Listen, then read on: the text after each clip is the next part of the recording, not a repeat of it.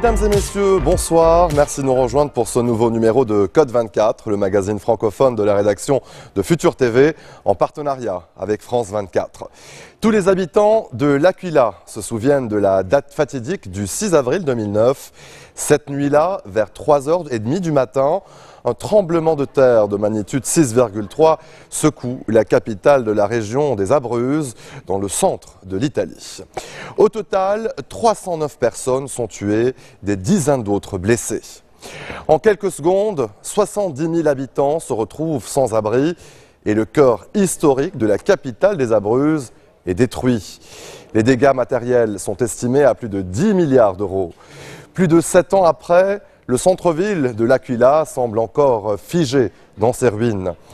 Une zone fantôme, la plupart des habitants ne sont jamais revenus. Notre correspondante en Italie, Natalia Mendoza, s'est rendue sur place pour rencontrer les familles de victimes ainsi que les sinistrés qui n'ont toujours pas pu rentrer chez eux et vivent toujours en banlieue, dans des bâtiments construits dans l'urgence après le séisme. Elle a aussi cherché à comprendre pourquoi, malgré les centaines de millions d'euros de fonds européens alloués à l'Aquila, la reconstruction accuse de telles lenteurs. Non c'è più niente! Silvia, aiutaci Silvia! Silvia, aiutaci! Non c'è più niente! Non c'è più niente! Adesso vedrai. Che signore, stia tranquilla, vatti in albergo intanto, se è tutto distrutto, vatti in albergo. Non sta rientrando. Allora sta Ti do la casa sta. Va bene, ma adesso arriverà, rifacciamo un po', dai. Su, Ho tanto fiducia! vedrai che non... Come l'abbiamo lasciato tutti quanti, così. Ici, rien n'a bougé depuis ce jour-là. La ritroviamo. La seule différence, c'est que la végétation a tout recouvert. L'erba alta. Ogni tanto ci torno. De temps en temps, je reviens ici, car ma maison me manque. La casa mi manca e Retourner ici signifie pour Vito Laterza raviver les souvenirs de cette nuit du 6 avril 2009 quand il a été brutalement réveillé par le séisme peu après 3h30 du matin. crollavano da su. Quand nous avons voulu sortir, cette porte s'était bloquée. On a dû la forcer. Et puis, on a vu que des blocs de pierre se détachaient de l'immeuble et tombaient. Les gens hurlaient, pleuraient, criaient. C'était une panique indescriptible.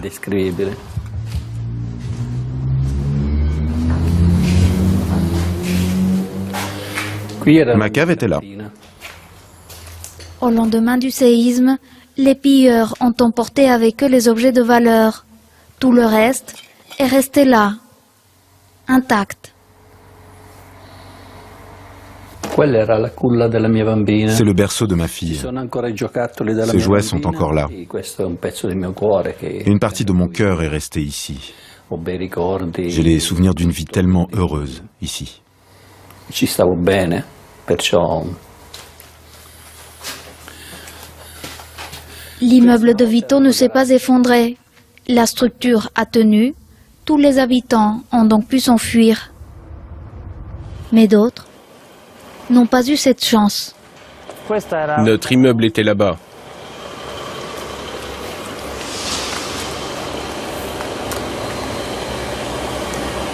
Juste là. C'est tout ce qui reste. Je me souviens ce soir-là du bruit terrifiant. Puis l'immeuble s'est effondré et nous sommes restés en dessous. Pendant 8 heures, Vincenzo Vittorini est resté sous les décombres avant d'être secouru. Mais pour sa femme et sa fille, il était trop tard. Elles n'ont pas survécu, tout comme 25 autres voisins. Aujourd'hui, Vincenzo accuse l'État italien de ne pas les avoir protégés. Pendant les mois qui ont précédé le séisme, des secousses à répétition avaient été ressenties dans la zone. Des signes avant-coureurs qui ont été ignorés par les autorités. On nous avait rassurés en disant qu'il n'y avait rien à craindre avec ces faibles secousses. Et donc cette nuit-là, quand on a senti des secousses légères, vers 23h et puis vers 1h, on ne s'est pas inquiété et on est resté à l'intérieur de la maison. Son combat pour établir la vérité, Vincenzo l'a porté devant le tribunal de l'Aquila. À la tête d'un collectif de victimes, en 2011, il s'est porté partie civile dans les procès sur les responsabilités des autorités italiennes dans ce drame.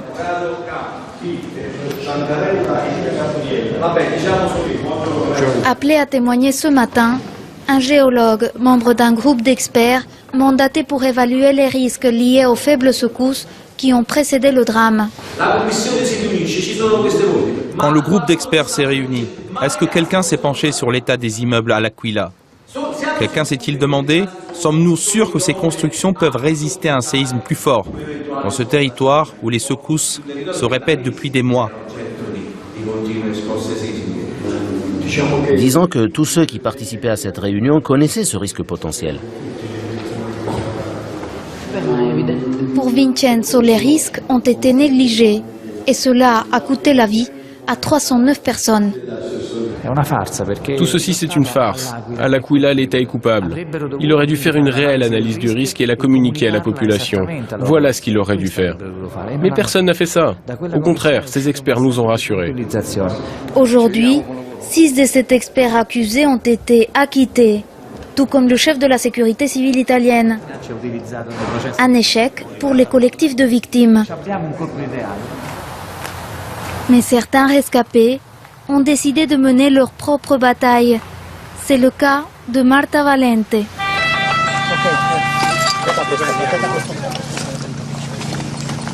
Sur ces images, on l'aperçoit le lendemain du séisme. Elle a été la dernière personne à sortir vivante des décombres, après 23 heures de cauchemar. Je me souviens des applaudissements quand ils m'ont sorti. Et puis, je me souviens d'avoir crié un grand merci. Son cas est devenu un symbole. Pendant les 5 ans qu'a duré sa rééducation, Marta n'a reçu aucune aide financière de l'État italien. Tant que j'étais hospitalisée, les frais médicaux étaient pris en charge. Mais les dépenses qui sont venues après ont été à la charge de ma famille. Non indemnisée, car non reconnue par l'État, qui ne lui a jamais accordé le statut de sinistré. Comme d'autres étudiants de l'Aquila à l'époque, sa résidence était déclarée chez ses parents, qui habitaient dans une autre ville. Depuis 2009, avec son avocat, Marta se bat pour être reconnue. L'État a délimité un périmètre et les personnes qui vivaient dans ce périmètre ont eu droit à l'indemnisation des dommages matériels, à des aides fiscales, etc. Et ma cliente Marta se trouvait à l'intérieur de ce périmètre. Jusqu'à présent, leurs appels aux autorités italiennes sont restés lettres mortes. Pour Marta aujourd'hui, le constat est amer. On me traite comme si je n'avais jamais été là. Mais il y a des dossiers de la clinique qui montrent que j'étais bien là. Je me sens abandonnée, inexistante pour l'État. Cette sentence retentit comme un ultime coup de grâce pour cette ville qui porte encore les stigmates de la catastrophe. Une ville dans laquelle le temps semble s'être arrêté. Partout, des mémoriaux pour ceux qui ne sont plus là. Et des immeubles désaffectés dans des rues désertes. Rien à voir avec la ville dynamique que Vito a connue. Avant, il y avait du monde, de la vie. Maintenant, les habitants sont partis, le centre-ville est en travaux. Regardez cette rue, comment elle est réduite. Avant, c'était l'une des rues principales ici. Aujourd'hui, le centre-ville de l'Aquila est une zone déserte. Pas de supermarché, ni de bureau de poste. Avant le séisme, près de 1000 commerces étaient en activité. Aujourd'hui, il n'en reste que 20, parmi lesquels la charcuterie de Vito. En 2011, il a été l'un des premiers à relancer son activité, même si les clients se font rares. Tout le monde me disait que j'étais fou de rouvrir ici. Mais pour moi, c'est une façon de contribuer à aider la ville. Rien que d'être ouvert, même si je gagne rien, même si je fais beaucoup de sacrifices, c'est important. Et je suis en tout cas heureux d'être revenu ici. Comme plus de 10 000 habitants de l'Aquila, Vito habite toujours dans un logement provisoire en banlieue construit pour les sinistrés du séisme. Des logements à loyer modéré, mais perdus au milieu de la campagne. Une solution présentée comme temporaire par le gouvernement de Silvio Berlusconi. Plus de 7 ans après le séisme, Tiziana et sa famille y habitent encore. Ma maison n'a toujours pas été reconstruite. Je ne sais pas combien de temps je vais habiter ici. On m'a simplement dit que tant que ma maison n'est pas habitable, je peux rester ici. Son fils Flavio est né l'année qui a suivi le séisme. Lui n'a jamais vécu dans la maison familiale. Et depuis sa naissance, il a toujours été scolarisé dans des écoles en préfabriqué. Dans la commune de L'Aquila, aucune des écoles endommagées par le séisme n'a été reconstruite aujourd'hui.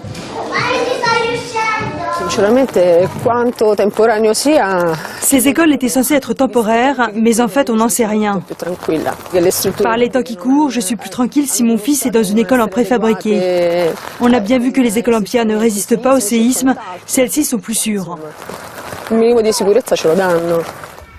Plus sûres, car ces constructions temporaires sont censées être antisismiques. Et pourtant, ce n'est pas toujours le cas. La brigade des gardes des finances du commandant Aloia mène la traque aux abus.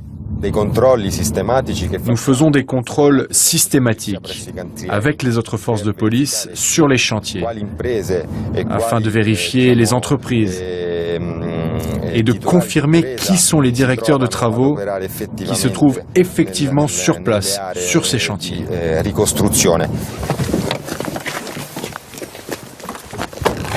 Ces dernières années, les hommes du commandant Aloia ont repéré de nombreux cas de corruption et de malfaçon dans les chantiers de la reconstruction.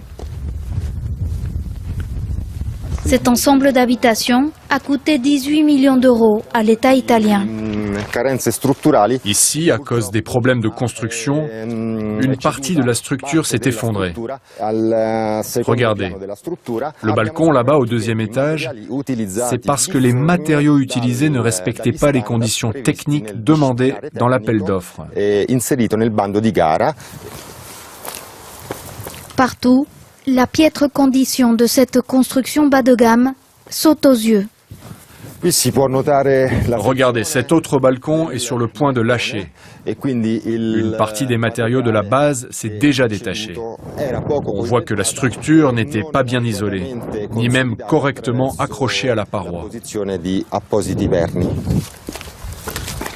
Dans ce dossier, 37 personnes ont été mises en examen pour escroquerie et fraude à l'encontre de l'État italien.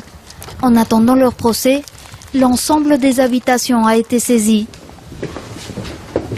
En 3 ans, le parquet de l'Aquila a ouvert plus de 200 enquêtes liées à l'après-séisme.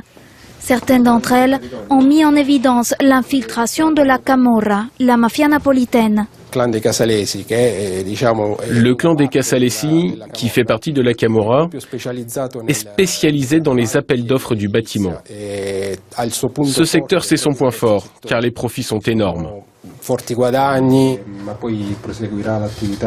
Les hommes de la brigade du commandant Sinforoso sont des agents sous couverture infiltrés dans cette zone. À travers des écoutes téléphoniques, ils ont réussi à comprendre comment le clan des Casalesi a profité du flux d'argent public destiné à la reconstruction. En façade, ils avaient mis en place une comptabilité parfaite, insoupçonnable. Mais après le paiement des ouvriers, ces derniers devaient rendre à l'employeur une grosse partie de leur salaire en espèces. Dans cette écoute, on entend un ouvrier du chantier qui demande au mafieux comment il doit procéder pour payer sa dîme.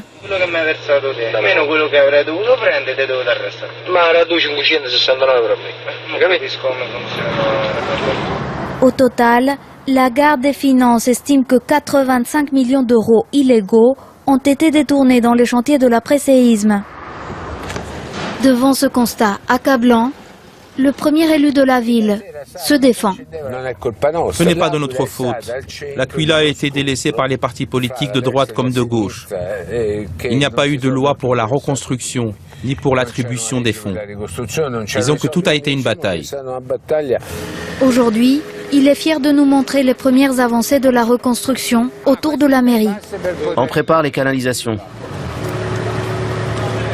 Vous êtes arrivé jusqu'où? Jusque là-bas, à l'angle de la mairie. Et maintenant, à partir d'ici?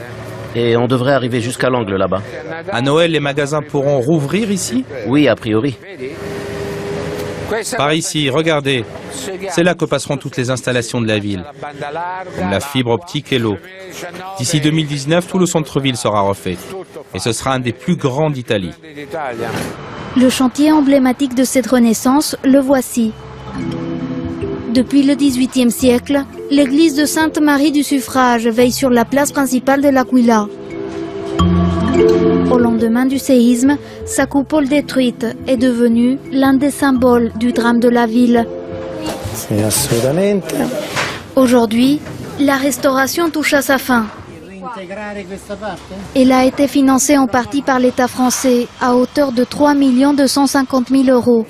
La coupole a retrouvé sa forme originale et chaque ornement est en train d'être restauré à la main. On a décroché toute la décoration pour restaurer chaque pièce séparément. Ici, on a des fleurs qui décoraient l'intérieur de la voûte. Quand tout sera prêt, nous raccrocherons l'ensemble à l'intérieur de la coupole.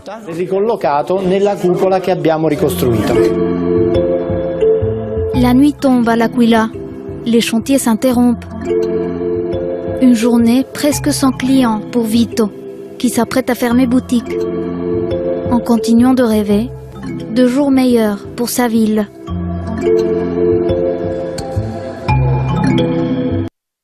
Restez des nôtres, on se retrouve après cette très courte pause. A tout de suite.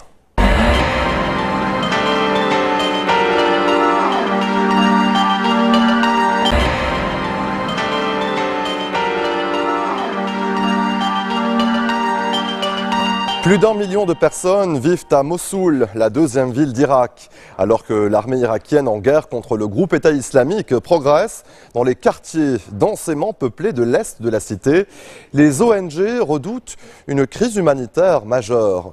Plus de 55 000 habitants ont déjà fui et trouvé refuge dans des camps autour de Mossoul. Des familles, des enfants en état de choc. Qui sont ces déplacés? Quelles sont les étapes de leur parcours pour fuir l'horreur de la guerre? Le reportage de Pierrick Laurent, Robert Parsons et Hussein Assad.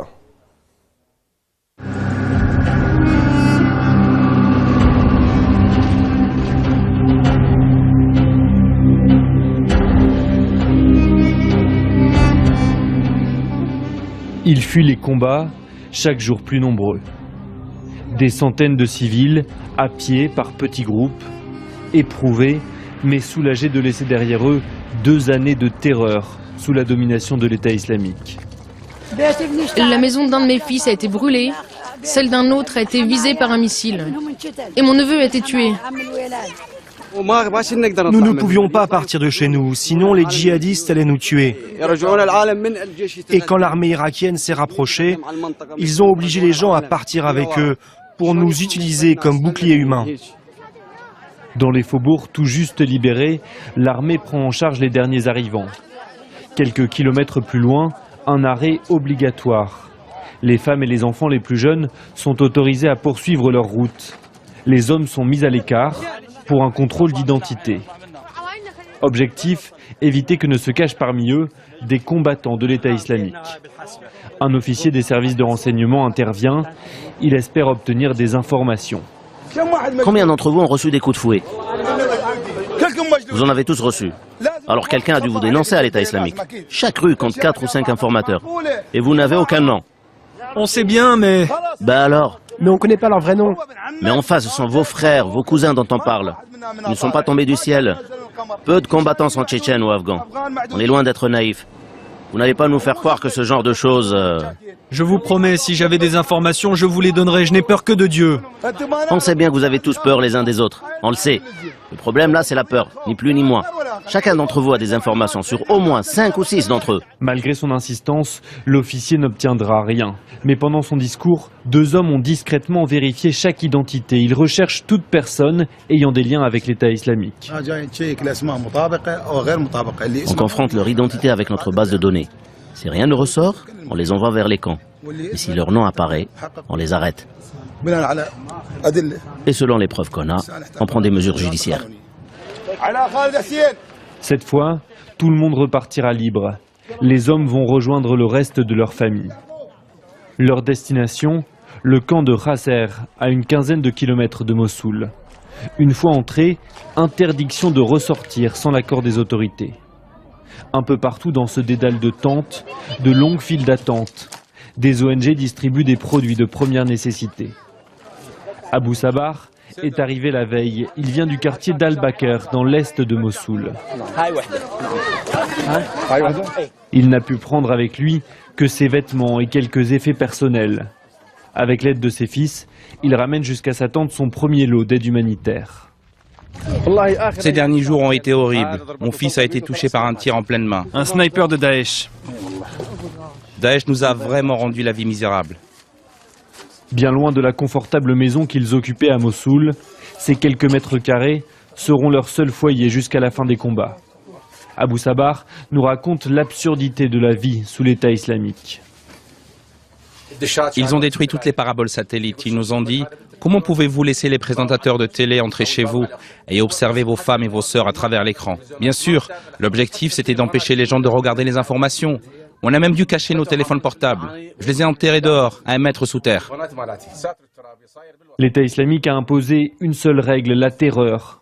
Abou Sabar se souvient du jour où il a vu 3 soldats exécutés et pendus sous un pont. Ils les ont pendus par les pieds. Ils avaient des uniformes militaires. Le premier avait les pieds liés et la tête en bas, avec les bras ouverts. Le second était accroché par une seule jambe, avec l'autre écarté. Ils ont fait ça pour effrayer tout le monde, même les enfants. Le pire est peut-être derrière eux, mais la famille va maintenant devoir s'habituer à la vie de réfugiés, d'interminables journées et l'humiliation de dépendre de l'aide extérieure.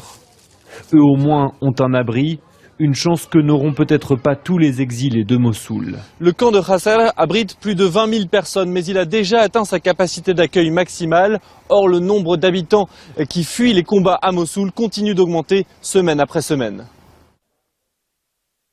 La Golden Division irakienne est la force d'élite, fer de lance des opérations menées à l'est de Mossoul pour reprendre la ville aux djihadistes de Daesh. Quasi État dans l'État, rattaché directement au Premier ministre, entraîné, équipé et encadré par les Américains. Ces troupes, initialement créées pour désarmer les milices du pays, sont devenues un acteur majeur de la lutte contre le terrorisme en Irak. Le reportage de Pierrick Laurent. Le début d'une nouvelle journée d'intenses combats dans les quartiers est de Mossoul. Le capitaine Raïs fait partie de la Golden Division, les troupes d'élite irakiennes en première ligne dans cette zone. Ici, nous sommes dans le quartier de Zahara, aussi appelé Saddam. Nous allons vers la ligne qui nous sépare des combattants de Daesh. Il y a quelques jours encore, ces rues étaient sous le contrôle de l'État islamique. Pour les reprendre, il a fallu se battre maison par maison. Nous sommes dans le quartier de Zahra qui vient d'être repris par les forces antiterroristes. La zone est désormais sécurisée, mais au-delà, c'est encore l'organisation État islamique qui contrôle le reste de Mossoul. L'officier Haïdar nous emmène au plus près de la ligne de front. Il y a du mouvement dans cette zone juste en face de nous. La coalition a mené hier un bombardement contre un groupe de djihadistes. Une trentaine ont été tués. Au loin, le centre de Mossoul est désormais à portée de vue. Dans cet environnement urbain, les snipers jouent un rôle essentiel.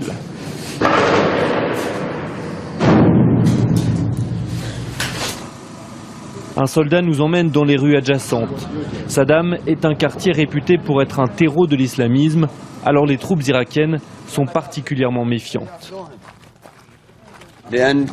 On n'est pas sûr à 100% des familles qui vivent ici. On ne peut pas faire confiance aux habitants de Saddam. Sur les trottoirs gisent des corps de djihadistes tués ces derniers jours. On couvre les corps par respect pour les morts. Peu à peu, les habitants sortent de chez eux. Les membres de l'État islamique les ont souvent empêchés de partir jusqu'au dernier moment. Ces derniers jours ont été très durs. On ne pouvait plus sortir de la maison. L'État islamique pouvait nous punir sous n'importe quel prétexte. Certains choisissent de rester, mais ils sont des centaines chaque jour à fuir les combats. Un exode massif, 50 000 personnes ont déjà quitté la ville, avec devant elles un avenir très incertain. En avril dernier, le ministre de l'Intérieur français a présenté un nouveau schéma d'intervention pour réagir face à un attentat de masse. Les unités d'élite, la brigade anti-criminalité et la brigade rapide d'intervention sont désormais appelées à travailler ensemble sur les situations à risque. Nos reporters Karim Akeki et Sylvain Rousseau ont exceptionnellement pu suivre leur entraînement. Bouclier, arme au poing, ces policiers ne sont pas là pour négocier. Un forcené s'est retranché dans un supermarché. Les premières minutes sont cruciales. L'intervention doit être immédiate. Sors! Sors de la pièce! Mets tes mains sur la tête! Enlève ton fuite! Enlève ton fuite! Enlève ton fuite! Mets-toi au sol! Ok, Max, 4 ans de BRI, maîtrise l'individu. Fin d'exercice, arme avec lui. Fin d'exercice, arme avec lui. À 5 km d'ici, Saint-Étienne-du-Rouvray. Le 26 juillet dernier, Max était déjà en première ligne. Un terroriste égorge un prêtre et prend 5 fidèles en otage à l'intérieur de cette église. Pour la première fois, la BRI et la BAC interviennent en même temps. On effectue des entraînements réguliers, ce qui nous permet de nous connaître tous et de savoir que, quel que soit le collègue avec lequel on va travailler, il n'y aura aucun souci et on peut aller n'importe où et faire n'importe quelle mission. Sur le terrain, terminait la guerre des polices. 2 unités, la brigade de recherche et d'intervention et la brigade anticriminalité, apprennent à travailler ensemble. L'exercice reprend. Coup de feu. Donc là, on entend un coup de feu. Là, on se dirige en colonne composée. Max dirige l'assaut. Ce jeune policier est en deuxième position, derrière le bouclier. On se dirige vers le danger, vers l'individu armé. En civil, les hommes de la BRI, en uniforme, ceux de la BAC. Cette fois, ils doivent progresser plus vite. Lâche ton arme! Sors! Sors de la pièce! Mets tes mains sur la tête! Avant les attaques du 13 novembre, ces policiers traitaient les affaires de délinquance et de grand banditisme. Ok, menottage! Aujourd'hui, ils se retrouvent en première ligne face aux attaques terroristes. Eric n'en est pas à sa première interpellation, mais après 14 ans de BAC, il doit acquérir de nouveaux réflexes. Aujourd'hui, il faut 2 moyens, on est monté d'un cran, on a passé à la vitesse supérieure et c'est pour ça qu'on a besoin de l'appui technique des collègues de la BRI pour pouvoir faire notre job correctement. Ces unités ont reçu de nouvelles dotations pour faire face au terrorisme. 874 fusils d'assaut et de meilleures protections balistiques dans ces gilets pare-balles mieux adaptés. Le 19 avril, le ministre de l'Intérieur a mis en place un schéma national d'intervention, un dispositif censé mettre les unités en ordre de bataille, capable de réagir en 20 minutes, partout en France. Nous le savons bien, et nous l'avons notamment constaté au Bataclan. En cas de tuerie de masse, c'est durant les premières minutes que les terroristes font le plus grand nombre de victimes. Nous devons donc réagir le plus rapidement possible. De la théorie à la pratique, il n'aura fallu attendre que 3 mois. En juillet, les policiers de la BAC et ceux de la BRI se déploient en moins de 20 minutes à Saint-Étienne-du-Rouvray. Les policiers sont fiers de leur succès, salué par le président de la République. Pour arriver à gérer une opération telle que la France l'a connue à Saint-Étienne-du-Rouvray au mois de juillet 2016, il a fallu s'entraîner, il a fallu que des services qui n'avaient pas l'habitude de travailler ensemble développent des process d'intervention à l'identique de ceux qu'on a pu voir aujourd'hui. Pour l'instant, pas question de fusionner toutes les unités opérationnelles. Loin du terrain politique, ces policiers s'entraînent sans relâche pour faire face à toute éventualité. Restez des nôtres, on se retrouve après ceci.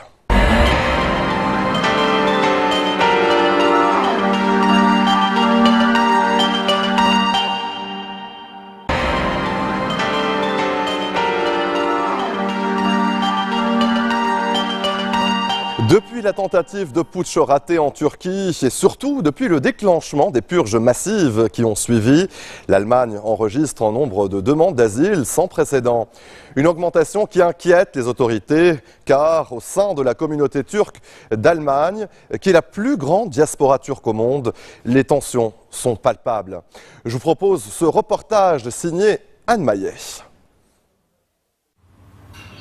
Cet homme que nous appellerons Murat a fui la Turquie fin juillet. Avec 400 € en poche, il a rejoint l'Allemagne. Murat est membre du mouvement religieux de Fethullah Gülen, le prédicateur accusé d'avoir fomenté le coup d'État raté contre le président turc Erdogan. Dès le lendemain de la tentative de putsch, sa famille a subi des pressions, ses biens ont été saisis, des proches arrêtés. Il a réuni les articles de presse qu'il accuse d'être un putschiste. J'ai très vite pris la décision de quitter mon pays car j'ai tout de suite été la victime d'une campagne de diffamation très agressive, alors que je n'ai strictement rien à voir avec ce qu'il s'est passé. Mais le plus violent, ça a été la manière dont ma famille, mes enfants, mes frères et sœurs ont tous subi le même harcèlement psychologique, les mêmes intimidations que moi. Murat espère que sa famille pourra le rejoindre bientôt. En attendant, il se fait discret car en Allemagne aussi, les tensions au sein de la communauté turque se sont accrues ces derniers mois. Sur les réseaux sociaux, les appels au boycott et les insultes visant les gulenistes sont monnaie courante et le conflit est de plus en plus souvent porté dans la rue, comme ici à Gelsenkirchen. Sur ces images tournées cet été, des militants pro-Erdogan s'en prennent à un centre de la confrérie Gülen. Dans le quartier de Neukölln, l'épicentre de la diaspora turque à Berlin, ceux qui acceptent de nous parler soutiennent ouvertement Erdogan. Près de 60% des Turcs qui vivent dans le pays ont voté pour le parti gouvernemental turc aux dernières élections. Erdogan, c'est un homme vraiment bien. Tout est meilleur dans le pays depuis qu'il est là. Les gens ont du travail et il a stabilisé le pays, même dans l'Est. C'est le meilleur président de ces 100 dernières années en Turquie. Tout ce qu'il a fait, c'est pour le peuple. Les autres, par rapport à lui, ce sont tous des marionnettes. En Allemagne, Erdogan a le bras long, trop long estiment certains, comme cette députée du Bundestag. Les parents de Sevim Dadalen sont originaires du Kurdistan turc. Elle est régulièrement accusée par les partisans d'Erdogan de soutenir le PKK qui est considéré comme une organisation terroriste par Ankara. En juin, elle a également voté en faveur de la reconnaissance du génocide arménien. Depuis, elle reçoit des menaces de mort. Ça a été très choquant pour moi de voir que ces personnes qui vivent depuis des dizaines d'années ici et qui font partie intégrante de la société allemande ne respectent pas en fait les valeurs de notre pays. La liberté d'expression et la liberté du mandat parlementaire.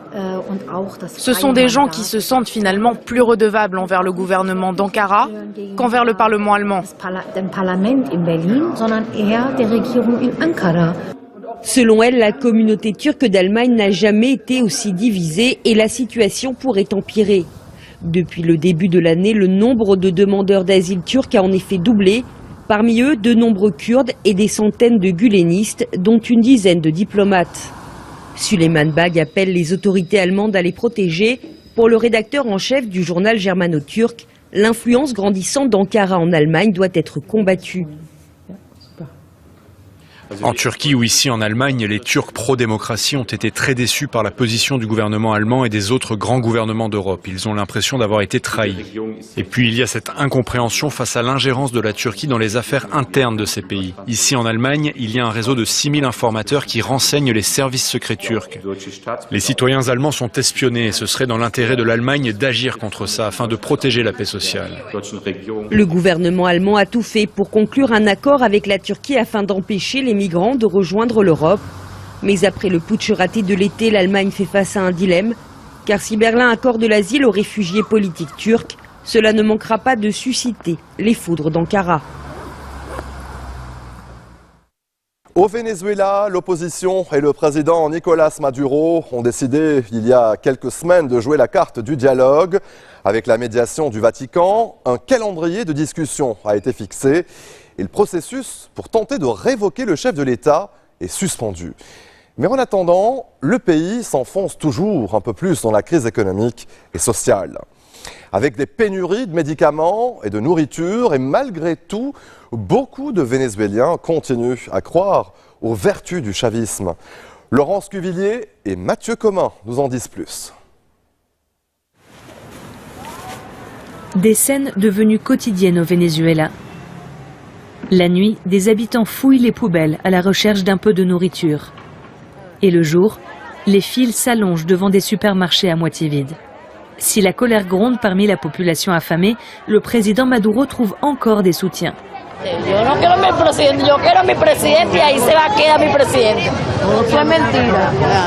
Comment le chavisme version Maduro navigue-t-il dans cette crise sans précédent?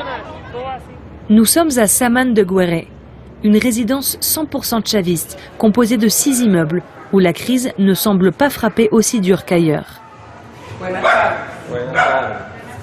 Petit luxe devenu rare, ici le café est servi avec une touche de sucre. Et tous les mois, la famille de Lucio reçoit 13 kilos d'aliments à très bas prix. Et puis par ici, j'ai encore d'autres réserves.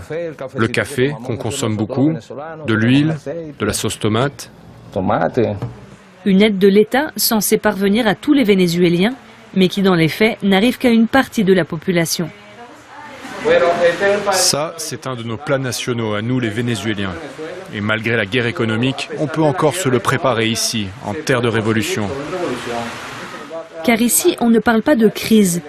Pour Lucio, Yeizi et leurs amis, le pays est victime d'une guerre économique lancée par les pays capitalistes, qui ont frappé le Venezuela sur son point le plus vulnérable, le pétrole.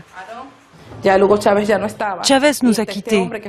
Maduro s'est retrouvé face à cette grande responsabilité et voilà qu'on nous baisse drastiquement le prix du pétrole, avec un baril qui est passé de $100 à moitié moins. Yeizi et ses voisins vivent ici depuis 2 ans. Des appartements construits aux frais de l'État et remboursables sur 30 ans. Mais on n'a pas encore commencé à rembourser. On nous a installé tous les services basiques. L'eau, le gaz, le téléphone, l'électricité. On a Internet. Certains ont même reçu un ordinateur.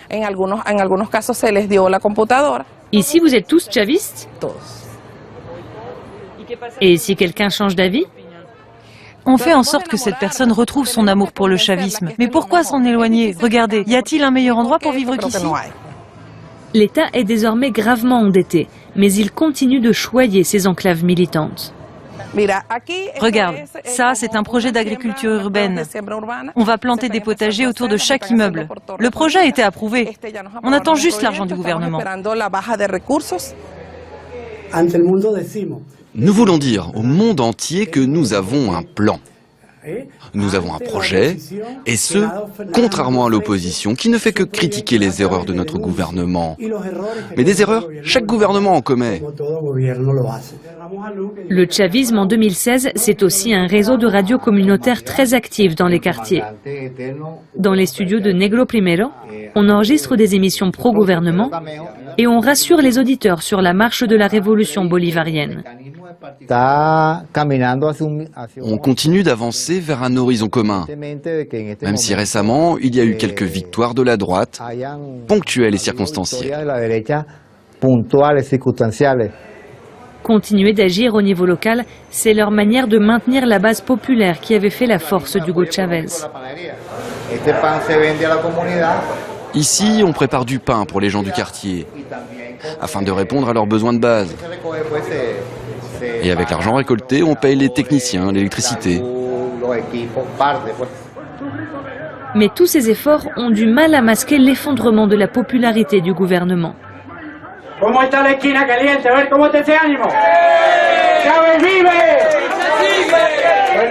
La Esquina Caliente comprenait le coin de rue chaud, était un haut lieu d'agitation révolutionnaire pendant les années Chavez. Désormais, les animateurs peinent à intéresser les foules et à séduire la jeunesse.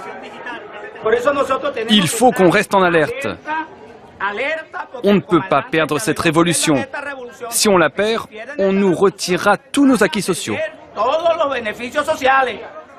Le Venezuela avait toujours compté parmi les pays les plus prospères du continent.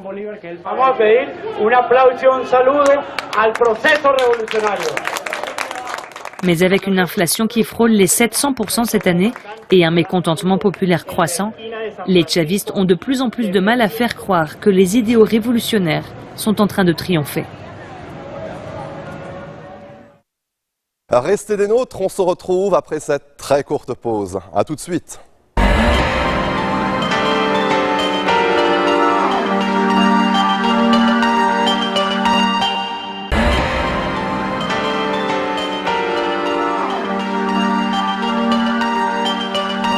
Ce soir, dans Code 24, nous vous ouvrons les portes de l'industrie des cosmétiques, un secteur non essentiel au quotidien, mais qui résiste pourtant bien à la crise, surtout en France.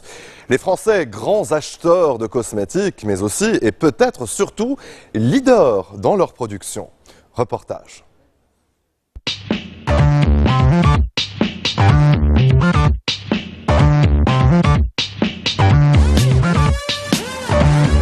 Bonjour à tous et bienvenue dans cette émission consacrée à la beauté. Nous sommes dans un grand magasin parisien qui consacre 400 mètres carrés au maquillage, parfum et crème en tout genre.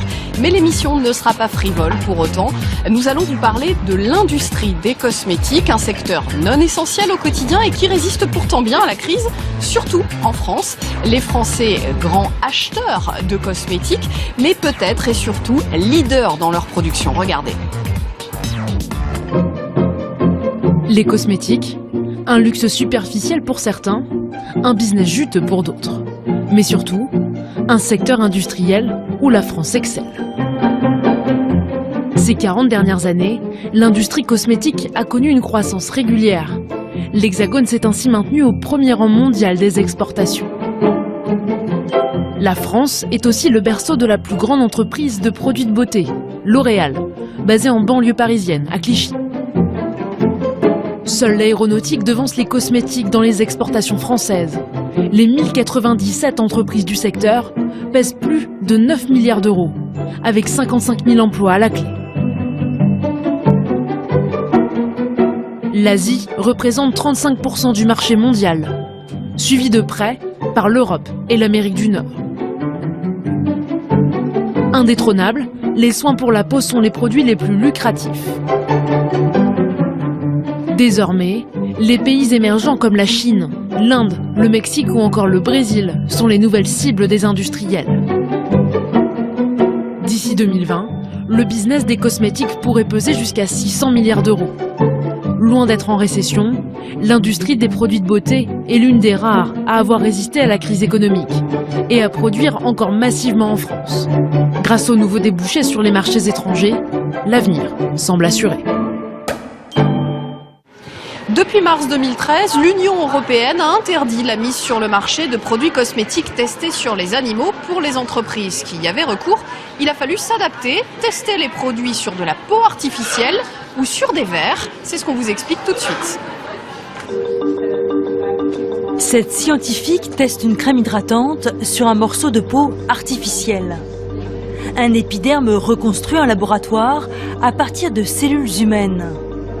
L'Oréal utilise cette technologie pour vérifier les effets de ses cosmétiques, comme le maquillage, le parfum ou le shampoing. Ce qui est complexe, c'est le fait d'avoir deux couches de peau, un derme et un épiderme, de devoir fabriquer d'abord le derme avec un premier type cellulaire, les fibroblastes, les laisser se multiplier et ensuite fabriquer un épiderme avec un deuxième type cellulaire, les kératinocytes, et attendre à nouveau la multiplication de ce deuxième type cellulaire. L'Oréal produit le premier épiderme reconstruit dès les années 80. En 2011, il inaugure Episkin, le premier centre mondial d'évaluation prédictive de l'industrie cosmétique. Ces recherches lui permettent d'arrêter progressivement les tests sur animaux. 2 ans plus tard, Bruxelles les interdit définitivement. Les marques européennes sont alors mises au défi pour changer leur méthode de recherche. Un créneau dans lequel s'est engouffré Célescrine. La start-up propose aux fabricants de tester les cosmétiques sur des organismes complets sans faire acte de cruauté. Elle teste les molécules sur des vers. En fait, il y a une partie des tests pour évaluer la sécurité lorsque vous mettez votre crème solaire qui nécessitait des tests sur les animaux vertébrés. puisqu'il fallait étudier par exemple la reproduction ou la tératotoxicité, c'est-à-dire la toxicité sur le fœtus. Et ces tests-là, on ne peut pas les effectuer autre que sur un organisme entier. On ne peut pas l'observer sur une culture cellulaire. Et donc c'est pour ça que Célescrine répond à un enjeu. Cette vidéo montre le ver C. elegans utilisé par Célescrine. La molécule entre par sa bouche, passe par son tube digestif et sort de l'autre côté. Cet invertébré d'1 millimètre ne fait pas partie des espèces considérées comme souffrantes par l'Union européenne. Comme les vers ont un développement rapide, on peut très rapidement voir les effets secondaires que peuvent avoir les différentes substances testées. Si le ver meurt, ne se reproduit pas ou si ses congénères sont affectés, la molécule est classée toxique et éliminée de la liste des ingrédients pour cosmétiques. Tout son génome a été séquencé et il a été utilisé il a beaucoup été utilisé par exemple en médecine sur des maladies neurodégénératrices et ils ont fait des comparaisons avec l'homme. Du coup, on sait que tout ce qui se passe sur le ver peut être productible sur nous. Célescrine en est encore à ses débuts, mais ses laboratoires travaillent déjà avec des marques de cosmétiques françaises et internationales. Et ce n'est pas parce qu'ils ne sont pas testés sur les animaux que les cosmétiques sont tous bio, loin de là. Nous sommes avec Anne-Marie Gabellica. Bonjour. Bonjour. Vous êtes biochimiste de formation, vous avez longtemps travaillé dans l'industrie des cosmétiques avant de lancer votre propre marque, Olution. Qu'est-ce qui est banni de vos produits ? Alors, beaucoup de choses. Tous nos soins pour le visage sont 100% d'origine naturelle, première chose. Et puis, nous nous interdisons aussi des ingrédients autorisés en bio et aussi tous les dérivés d'huile de palme pour des raisons éthiques, car ils provoquent la déforestation. Donc vraiment, des formules 100% d'origine naturelle, sans notamment aussi tous ces ingrédients qui posent question, les parabènes, les perturbateurs endocriniens, les détergents sulfatés, tout ça, on a dit non, on a vraiment les formules les plus pures possibles. L'association de consommateurs UFC Que Choisir a publié une liste de 185 produits cosmétiques courants qui contiennent des substances nocives pour la santé. Est-ce que vous comprenez que les consommateurs ne soient pas mieux informés ? Non, en fait, c'est quelque chose contre lequel vraiment je m'insurge depuis pas mal d'années et c'est pour ça que j'écris beaucoup d'articles, que nos listes d'ingrédients aussi sont sur notre site internet très très détaillées, on met des couleurs par type d'ingrédients, on traduit tout en français pour rendre la liste d'ingrédients accessible à tous parce qu'il n'y a pas de raison que ça reste un mystère ou quelque part un peu flou, parce que c'est par ce flou-là que beaucoup finalement de personnes ne savent pas ce qu'ils mettent sur leur peau. Il y a un vrai effet potentiel sur notre santé sur le long terme, sans parler évidemment des effets court terme d'irritation. C'est quoi la priorité? C'est d'être bon aujourd'hui pour l'environnement ou bon pour nous? Alors, l'un ne va pas sans l'autre. En réalité, des produits qui sont bons pour vous sont en général bons pour l'environnement. C'est une logique globale. Aujourd'hui, la plupart des cosmétiques en réalité contiennent des produits qui vont avoir des effets délétères sur notre santé et sont fabriqués et produisent aussi des effets qui sont nocifs pour l'environnement. Alors là, on voit qu'on est dans un laboratoire, c'est très technique. Est-ce qu'il vaut mieux confier encore sa cosmétique à des professionnels ou est-ce qu'il vaut mieux aujourd'hui finalement faire comme nos grands-mères et fabriquer nos propres produits à base d'huile d'olive, à base des produits courants? Alors, tout dépend de l'usage qu'on en fait. En réalité, la cosmétique faite maison est intéressante, à mon sens, parce qu'elle permet à chacun de s'approprier un petit peu mieux les ingrédients qu'il y a dans un produit, de comprendre finalement et de monter en compétence, si je puis dire, sur vraiment les ingrédients cosmétiques. On obtient des produits intéressants aussi, mais qui sont un petit peu moins techniques. Est-ce que ça coûte plus cher de fabriquer des produits qui sont éco-responsables que des produits industriels classiques? Déjà, ce qu'il faut savoir, c'est qu'une cosmétique naturelle, tout le monde peut se revendiquer cosmétique naturelle sans même mettre d'ingrédients naturels dans le produit, il n'y a aucune réglementation liée à ça. Ensuite, il y a une charte un peu plus, on va dire, cadrée qui est la charte des cosmétiques bio et qui impose un certain pourcentage naturel. Et là, on peut faire du bio haut ou bas de gamme selon ce qu'on utilise. Eh bien oui, c'est un coût, mais pour nous, c'est important puisque l'essentiel des coûts de nos produits sont dans la formule. Contrairement à la plupart des cosmétiques, dont la plupart des coûts, enfin la majorité du coût est représentée par la promotion, la publicité, les égéries qu'il faut payer, mais aussi le packaging. Merci beaucoup Anne-Marie Gabellica. La cosmétique fabriquée maison, c'est une tendance encore émergente, mais les industriels y ont déjà pensé. La cosmétique sur mesure, réservée pour l'instant, vous allez le voir au plus aisé, c'est un reportage de nos confrères de France 3. Bonjour. Bonjour. J'ai pris rendez-vous pour un test ADN. Ici, dans ce laboratoire, on va analyser 31 de vos gènes liés à la peau. Le but, c'est de fabriquer un soin sur mesure facturé 590 €. Toutes les femmes ne vieillissent pas de la même façon. Il y a certaines femmes qui vont perdre en fermeté, d'autres qui vont plutôt se rider, d'autres qui vont plutôt avoir des taches, et tout ça c'est codé dans votre ADN. Dans ce tube à essai, 2 millilitres de salive qui vont être analysés, l'ADN séquencé. Et 21 jours plus tard, la cliente revient chercher un sérum a priori unique. Une fois qu'on a fait ce séquençage, on sait exactement vers quoi elle tend dans le futur. Donc nous, on va lutter contre ce vieillissement qui, normalement, est programmé. On n'aura sûrement pas le même résultat que si je faisais du botox ou de l'acide hyaluronique, mais j'espère quand même avoir un résultat visuel important. Beaucoup moins risqué que la chirurgie esthétique et facilement accessible, y compris sur Internet, dans plusieurs marques et à tous les prix. Le sur-mesure en cosmétique est en train de gagner du terrain. Surtout dans une société où l'apparence est devenue primordiale. J'ai besoin de faire jeune, de faire en forme, parce que c'est ma chance de survie dans une compétition de plus en plus dure, par exemple, autour de l'emploi. Et en même temps, j'ai une quête humaine de reconnaissance. La cosmétique sur mesure évolue sans cesse. Récemment, une entreprise française a inventé cette machine, un distributeur individuel qui peut fabriquer tous les jours un sérum adapté. Dans chaque capsule, une dose d'actif pour lutter par exemple contre le froid, la pollution ou la fatigue. Chaque jour, on peut customiser sa crème avec les capsules et vous pouvez mettre plusieurs capsules à l'intérieur d'un même soin pour récupérer un soin ultra personnalisé. Comptez 1 000 € le distributeur et 1 € la capsule. Avec ce concept, inspiré d'une marque de café très connue, cette entreprise a bien l'intention de s'attaquer aussi au marché cosmétique masculin.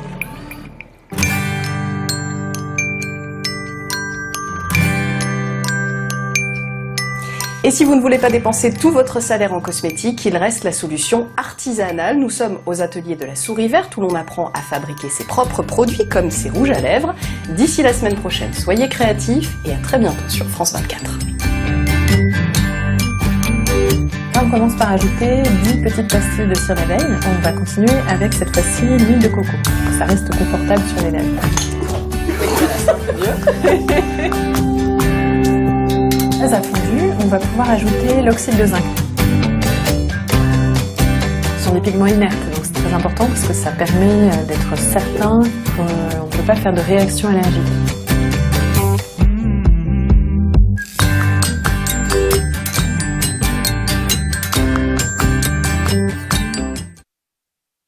Code 24, c'est déjà fini pour cette semaine. Nous vous donnons rendez-vous la semaine prochaine pour une nouvelle fenêtre sur l'actualité internationale. Vous pouvez dès à présent revoir cette émission sur notre site internet. N'hésitez pas non plus à nous envoyer vos commentaires à l'adresse qui s'affiche au bas de votre écran. Excellente suite de programmes sur notre antenne et à la semaine prochaine.